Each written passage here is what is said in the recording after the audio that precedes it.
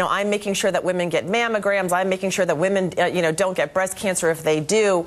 I'm going to take care of it. Don't put me in jail. All of a sudden, wheeling out of the person in the wheelchair and the ill. It was just very, very strange. And John Harwood, the reason we care, of course, is because of the ruling. Given that, Harry Reid, just because he wants to, can say, okay, fine, Burris is the senator for 2 years. Michelle? They need to just dispense with it. One of the most important things that happened with the Blagojevich press conference today was clearly there is an enormous difference between Roland Burris and Blagojevich. If anyone ever thought there was any sort of pay-to-play or that there was some sort of weird connection between the two of them, you saw in terms of character today that they are two very different men. Senator-designate Burris testified yesterday, no pay-to-play. He's clearly qualified. Harry Reid and the rest of the members of the Senate need to let this go, seat the man, and move forward and allow the politics and the theatrics of Chicago to just disconnect themselves from it. It may be time for Burris to call his mausoleum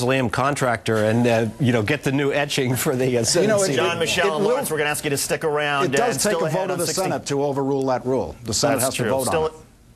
Lawrence, John, and Michelle, stick around. Still ahead, first to go. But Michelle, in terms of the political courage, does Barack Obama have the political courage? Does his team have the courage to say, you know what?